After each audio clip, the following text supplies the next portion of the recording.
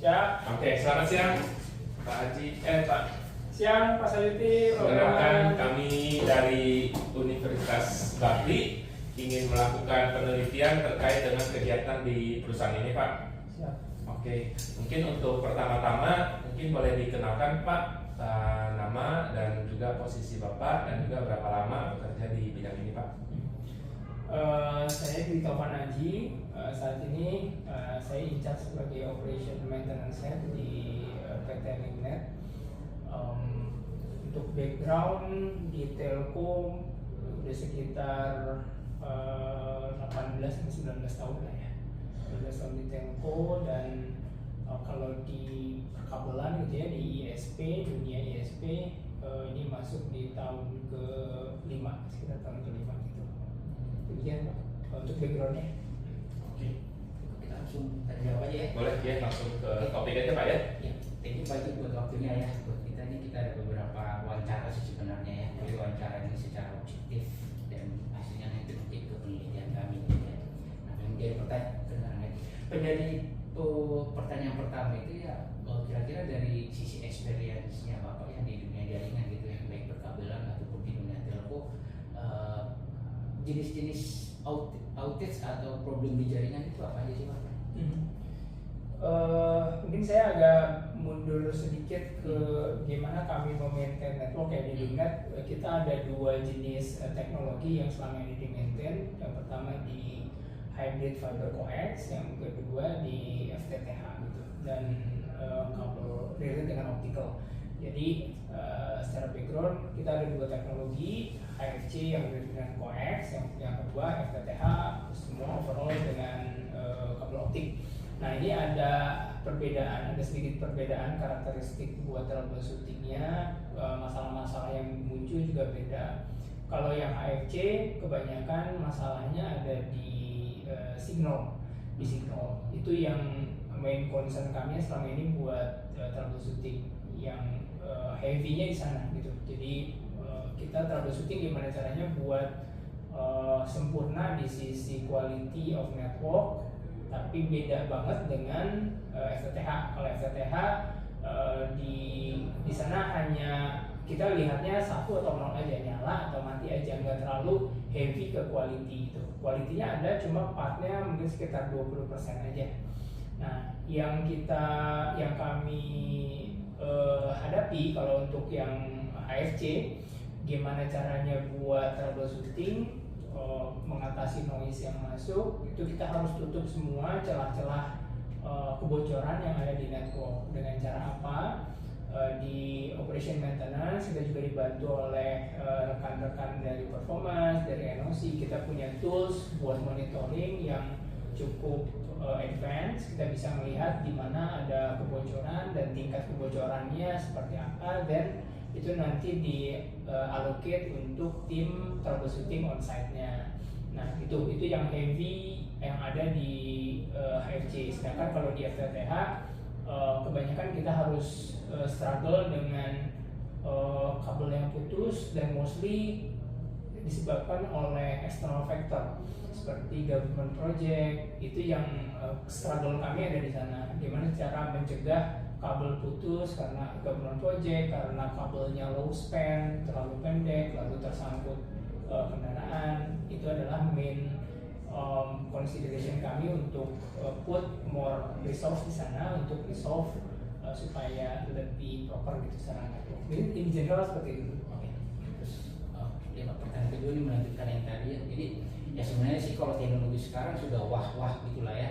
Semuanya sudah digitalisasi dan segala macam. Cuman yang namanya putusnya kabel atau putusnya fisikal itu kan masih tetap konsep ya.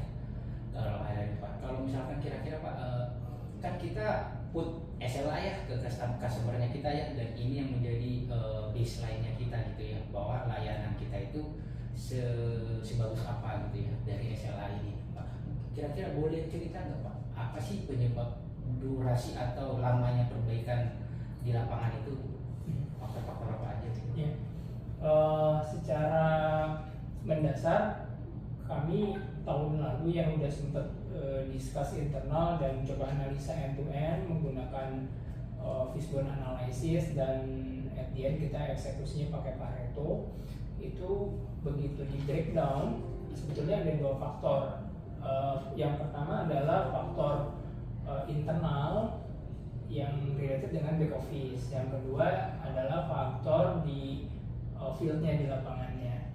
Nah, pada saat kita breakdown, faktor yang pertama itu cukup mempengaruhi, cuma tidak menjadi main factor, dimana kita harus, kalau concernnya tadi menekan MTTR. Waktu MTTR yang pertama itu mungkin sekitar roughly itu sekitar 30-40% sebagai penentu, which is itu related dengan back office. Jadi di kami ada tim analis, ada tim dispatcher.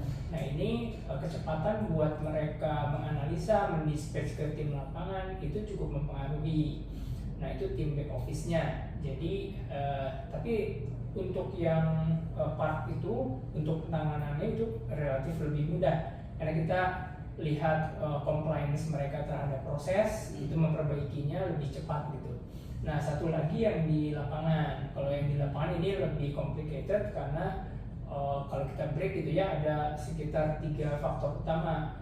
Faktor pertama adalah related dengan material, apakah ada kesiapan material yang kita tidak cukup proper gitu ya. Yang kedua masa perjalanan, jadi dari home base tim menuju ke titik masalah gitu ya, itu ada traveling time yang harus ditempuh, terutama di area-area yang padat dan challengingnya tuh kalau tim pakai mobil dan mentok ke yang gage gitu, ganjil genap. Nah itu juga cukup challenging buat kita untuk di resolve. Terus faktor ketiga yang paling challenging ini proses buat troubleshooting si kabelnya itu sendiri. Ketika kita sudah nemu titik masalahnya dan kita punya kabel yang besar-besar gitu ya, ada kabel fiber optik yang sampai ke, kita pakai 28 core, 144 core. Setelah kami analisa, kalau kita pakai satu tim atau 2 tim untuk nge-resolve kabel besar yang putus ini, itu pasti tidak bisa meet dengan SLA. Jadi harus ada improvement lain. Ada beberapa memang yang bisa dilakukan, tetapi ini tetap challenging karena akan ngaruh ke cost. Seperti kita pakai splicer yang ada multi splicer gitu ya. Jadi ada multi core pada saat splicing, bisa sampai 12 core sekaligus gitu. Itu akan lebih, itu pasti mereduce waktu. Cuma ini challenge-nya cost-nya pun karena harga alatnya mahal, maka kita perlu hitung betul-betul, which is sekarang itu udah masuk di MS model. Kontrak ke MS pun tidak include itu, kita hanya ngomong, kita hanya di-put informasi di MS itu SLA, which is selama SLA-nya mereka bisa achieve ya udah gitu ya. Cuma ini akan terus jadi bahan buat improvement. Begitu kabel besar yang putus, paling tidak kita punya strategi, entah timnya yang diturunkan harus lebih banyak, terus kesiapan tim, jarak dari home base ke arah titik putusnya juga harus lebih siap. Nah ini masih challenging sih dan kami masih terus coba improve. Oke, selanjutnya kan yang tadi Bapak sebut itu harus menentukan home base-nya sedekat mungkin dengan titik putus gitu ya Pak. Nah kira-kira kita Bapak sudah bisa menentukan secara, atau gimana sih caranya untuk menentukan titik putus itu Pak? Kalau misalkan memang ada ibaratnya ada komplain gitu ya, ada komplain dari di suatu daerah bahwa mereka tidak internetnya putus gitu. Kira-kira seperti apa Pak proses mengetahui titik putusnya di daerah?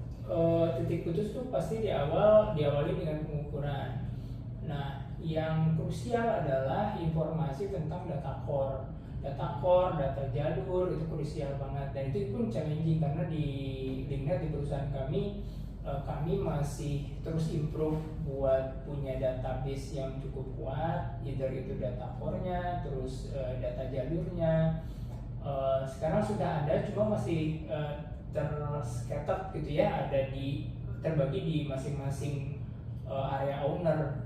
Belum ada database. Kita punya database cuma mungkin akurasinya baru sekitar 80-70% gitu, belum sampai 100%. Itu challenging. Terus satu ya tadi poinnya berarti data core. Yang kedua penempatan tim itu dilihat home base-nya maksimal sekitar mereka stay itu 5 kilo radiusnya, jadi jangan terlalu jauh dari area yang mereka kuasain gitu ya, area yang mereka cover. Nah ini sekitar radius 5 km gitu. 5 km berarti itu jari-jarinya ya, jari-jarinya 5 km, jadi harus berupa radius 5 km, jangan lebih dari itu. Kalau lebih dari itu kemungkinan over di traveling time-nya gitu. Nah ini Pak Haji, kan di jaringan yang Bapak kelola ini kan ada berbagai jenis medan lah ya yang dihadapi. Nah ini dalam pekerjaan sehari-harinya ini apakah ada support dari tim lain, mungkin divisi lain, apa departemen lain? Dan menurut Pak Haji, apakah itu menjadi faktor yang signifikan dalam durasi pekerjaan gangguan jaringan?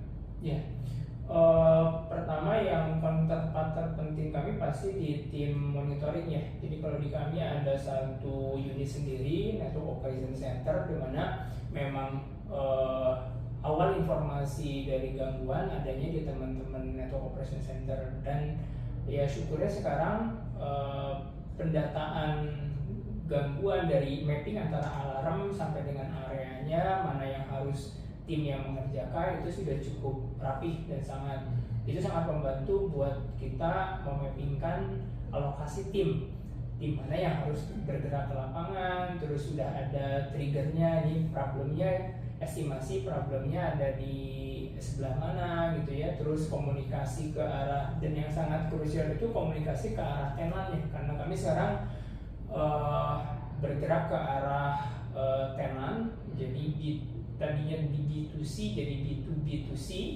which is kita komunikasi ke tenan itu harus sangat baik, dan teman-teman NOC itu sangat membantu buat komunikasi ke tenannya. Jadi dari kami di lapangannya nge-feed informasi dan men-summarize sehingga jadi kalimat yang bisa dimengerti oleh sisi tenan itu di teman-teman NOC. Sebaliknya dari sistem gitu ya, mentranslate dari sistem sampai dengan ke lapangan supaya lebih smooth itu juga di teman-teman NOC. Jadi sangat amat krusial di NOC. Yang kedua di rekan-rekan performance ya. Kalau di Linet kita ada satu unit sendiri di Service Performance and Assurance, di dalamnya ada unit lagi TQA, Technology Quality Assurance. Di sana diukur performansi dari network. Nah, kita bisa lihat, kita bisa cek in daily base, in weekly base, mana yang area-area yang memang krusial untuk diimprove, baik itu dari segi SLA, mid SLA di MTTR, di availability maupun di quality, itu terukur semuanya sudah sangat rapi. Untuk kemudian itu jadi acuan kami mana yang mesti diprioritaskan buat troubleshooting dan improvement. Masih ada kira-kira faktor lain lagi yang cukup krusial untuk menjaga durasi perbaikan, itu aja ya? Oh, yang ketiga ini sih, karena kita mitranya sudah manage service ya, jadi maturity dari tim MS itu sangat penting. Kebetulan kita baru berubah dari sebelumnya skemanya VMS tuh mudahnya gini, kita beli tim gitu ya, beli project ke vendor tapi per tim. Nah tim ini nanti yang mengassign kita untuk tiketnya, gimana troubleshootingnya itu internal Linet yang ngatur. Tapi kalau di managed service, di sini udah kita launch di bulan Juli kemarin 2024, semua yang melakukan itu tim MS, managed service. Nah jadi yang sangat krusial buat kami internal adalah maturity-nya si tim MS. Nah dalam 3 bulan ke belakang kita berusaha buat mereka lebih mature dulu. Nah ini masuk di bulan keempat, di Oktober ini kita coba udah masuk ke improvement. Jadi bagaimana cara mereka, kami internally udah mengasumsikan mereka udah cukup mature, paling tidak sekitar 80% gitu ya. Selanjutnya mereka harus sudah siap, tim MS-nya harus sudah siap untuk melakukan improvement, bukan hanya troubleshooting. Kalau 3 bulan kemarin kita fokus di cara kerja mereka, lihat di SLA-nya, troubleshooting-nya gimana, dan di next-nya mulai di bulan Oktober ini lebih ke improvement-nya. Gitu. selanjutnya pertanyaan ini kan Bapak bilang tadi ada dua segmen gitu ya, ada yang teknikal, internal, di situ ada termasuk back office gitu ya, terus yang kedua adalah teman-teman di lapangan gitu ya. Nah, kalau boleh saya tanyakan lebih detail Pak, kan teman-teman Enosi tadi yang disebut ya, Enosi tadi menginformasikan ada alarm, terus dilakukan pengukuran. Nah, pada saat pengukuran itu sudah langsung ketemu nggak Pak sebenarnya titik alamatnya atau posisi di mana itu problemnya terjadi, atau ada strategi lain untuk menentukan itu seperti apa gitu? Ya. Cara mengetahuinya gitu sebenarnya exact problem itu dari mana? Sekarang kita masih melakukan kombinasi antara yang konvensional dengan yang sudah lebih advance gitu. Yang konvensional ini maksudnya gini, ketika datanya kita sudah cukup lengkap, data jalur, terus data core-nya sudah ada, historical incident sudah ada, dan teman-teman di lapangan itu udah akan lebih cepat tuh untuk melakukan troubleshooting. Dan yang konvensional ini yang biasanya makan waktu lebih lama.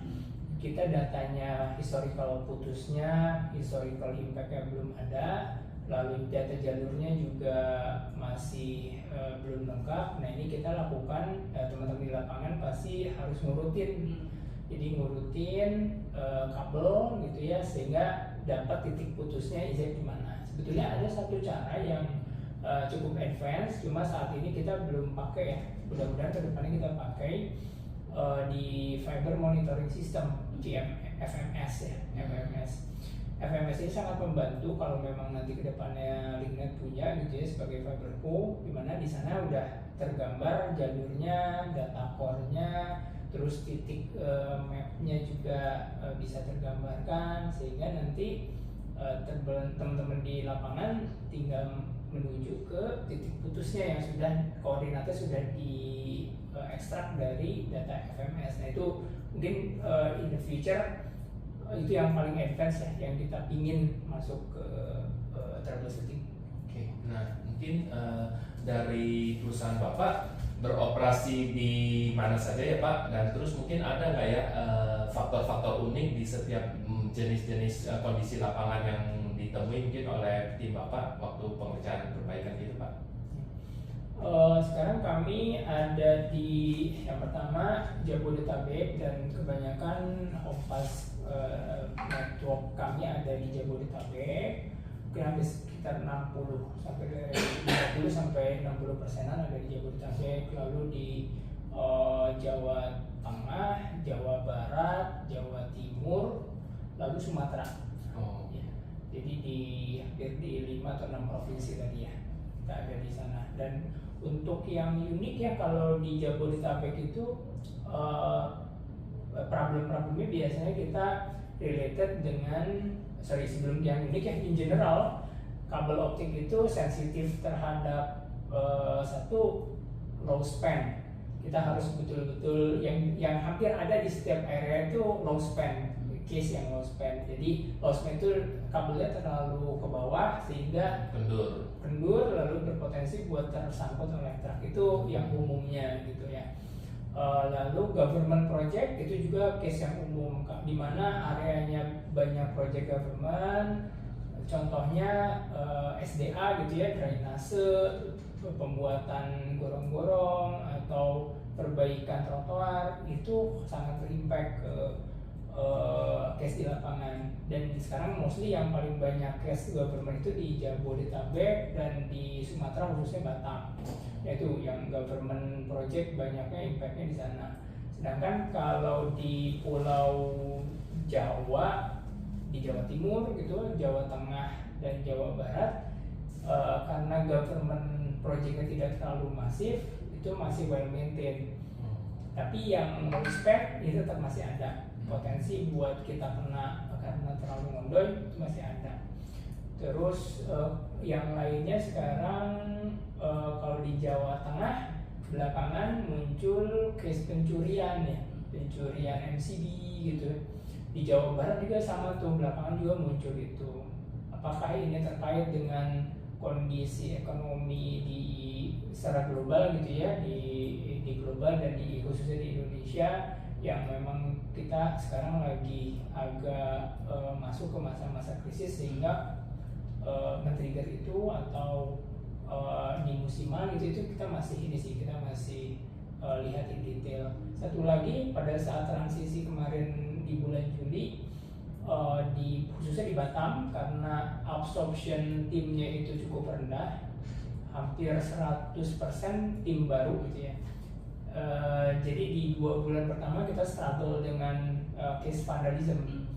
Ya, jadi pengerusakan, jadi kabelnya sengaja dirusak gitu sehingga tim kesulitan buat troubleshooting. Nah itu juga sempat muncul tuh, itu yang unik kemarin yang di Batam, cukup unik. Apa hubungannya Pak vandalism dengan absorption rate yang rendah Pak? Kita ceritanya agak mundur sedikit. Di Batam itu sebelumnya ada 3 vendor existing. 3 vendor ini yang menghandle overall satu Batam. Nah selanjutnya ada yang men-take over dari vendor di luar 3 ini. Nah pada saat mau di take over, yang kami harapkan pada saat transisi itu adalah absorb tim dari existing masuk ke tim yang managed service yang datang gitu ya. Nah karena rendah tingkat absorpsinya, kemungkinan besar pengerusakan itu dilakukan oleh orang-orang atau tim yang sebelumnya menghandle karena mereka tahu betul-betul persis ini yang titik-titik krusialnya, jalur ini yang sangat berpengaruh ke network, sehingga pada saat kita troubleshooting pun temuan-temuannya itu ada di area-area yang krusial gitu dan tidak umum. Kalau orang sekadar lewat gitu ya dengan sengaja merusak, tidak umum merusak hanya bagian sedikit atau part dari kabelnya sehingga susah di tracking misalkan. Itu agak sulit buat tidak make sense gitu ya kalau itu hanya kebetulan. Nah itu yang cukup buat kami jadi tantangan di awal kemarin pada saat transisi Batam. Berarti case-case yang seperti itu pasti hit SLA gitu ya Pak ya? Kemungkinan besar ya. Betul. Terus yang selanjutnya pertanyaan, kalau untuk yang pencurian tadi Pak, pencurian yang di daerah-daerah yang lain yang Bapak sebutkan itu kan otomatis berarti ngehit SLA juga dong ya? Durasi perbaikan yang biasanya kita disepakati gitu ya. Pengerusakan untuk pencurian kemarin ada beberapa case muncul kan di MCB ya. Jadi KWH boxnya dibuka oleh orang asing lalu diambil si MCB-nya. Nah untuk penggantiannya sebetulnya itu nggak makan waktu terlalu lama ya, in case kita siap betul-betul dengan partnya, dengan si MCB-nya. Yang biasanya agak kesulitan yang over SLA itu adalah kategori pencuriannya itu di tengah malam misalkan, dan tim tidak siap untuk spare part MCB-nya, karena kalau kita langsung bypass itu nanti dengan PLN kita kena denda namanya non taglis tagihan gitu, non tagihan listrik itu biasanya kena denda. Jadi untuk mengatasinya biasanya kita sediakan part-part MCB untuk prevent sebelum ada ada insidennya gitu. Itu buat menghindarinya. Pak, pada saat troubleshooting core by core nih kan, kalau bilang tadi kan sudah ada solusi gitu ya kan. Kalau sekarang ini kan alat sambungnya itu kan satu ya, ada tergantung berapa tim yang kita siapkan. Nah nanti ke depan itu mungkin akan ada multiple splicer gitu ya. Nah Pak, selain itu kira-kira ada lagi nggak Pak yang pengaruh durasi perbaikan itu? Misalkan kondisi di lapangan atau apa gitu yang bisa menyebabkan long duration itu, saya lupa tadi mention, long duration itu bisa juga disebabkan oleh blocking akses ya. Jadi community issue, ketika kita ada di lapangan terus mau melakukan troubleshooting ternyata di stop oleh warga. Nah ini yang krusial adalah dokumen permit. Jadi once kita sudah punya dokumen permit yang cukup lengkap, apalagi di project-project yang masih fresh gitu ya, itu sangat membantu buat percepatan. Belakangan ada muncul di beberapa area, khususnya di Jawa Tengah, Jawa Barat, dan Jawa Timur. Which is itu di tahun kemarin kita ineras untuk ngebangun area baru gitu ya. Dan secara konsep dari teman-teman project juga sudah semua full turnkey, di mana teman project itu pengawasan di lapangan sudah semua diserahkan ke vendor. Nah, itu seringkali yang muncul adalah perizinan dari infrastruktur kita yang ada di lokasi itu tidak lengkap. Contoh yang paling real adalah ketika tiang itu dipasang di halaman rumahnya warga dan informasi dari warga dan secara dokumentasi juga tidak cukup komplit, tidak cukup kuat bahwa ini sudah diizinkan oleh warga. Dan warga itu minta kompensasi, bahkan ada yang sampai memutuskan kabel. Nah, begitu kita ke lapangan, tim teman-teman di lapangan MS lapangannya ke site dan nemu kabel dan tidak diperbolehkan untuk troubleshooting, itu berpotensi untuk overaging, sangat besar potensinya untuk overaging salah satunya itu. Masih ada lagi? Udah ya. Nah, ini mungkin terakhir ya Pak ya. Mungkin ada wishlist nggak sih Pak? Jadi in terms of kita achieve SLA nih, maksudnya kira-kira ada wishlist dari Bapak Pak, gimana sih seharusnya si jaringan kita ini dikonstan gitu? Satu, dari sisi konstruksi ya, proper operation maintenance itu sangat bergantung ke desain yang pertama. Jadi secara desain hopefully bisa lebih diimprove. Jadi memang didesain untuk operational friendly gitu. Agak sulit kita melakukan optimisasi di operation maintenance, tapi secara desainnya tidak kurang mendukung gitu. Itu satu. Yang kedua, properness pada saat melakukan project. Seperti tadi yang saya mention, perizinan, handover dari project operation itu sangat berpengaruh. Jadi kelengkapan data yang dilakukan oleh teman-teman project dan nanti di handover secara proper ke operationnya itu sangat berpengaruh ke sisi operation. Yang ketiga mungkin wishlist saya lebih advance di teknologi buat operationnya ya. Contohnya tadi ya kita pakai splicer yang lebih teman-teman MS ya, khususnya MS bisa menerapkan splicer yang lebih advance, sekali nge-splice itu bisa 12 core, jadi lebih cepat. Terus yang lainnya lebih advance lagi kalau kita udah bisa punya FMS, fiber monitoring system. Nah, ini juga akan sangat membantu khususnya untuk area-area yang cukup struggle buat cari titik putusnya, itu akan sangat membantu. Mungkin itu sih. Oke. Terima kasih banyak Pak Haji atas informasinya kepada kami siang ini. Siap. Semoga masukan ini ya bisa menjadi insight ya buat PT Lina juga untuk bisa lebih baik lagi di masa depan Pak. Amin. Oke, thank you Pak Haji. Thank you Pak Bima. Terima kasih Pak. Sama-sama. Kan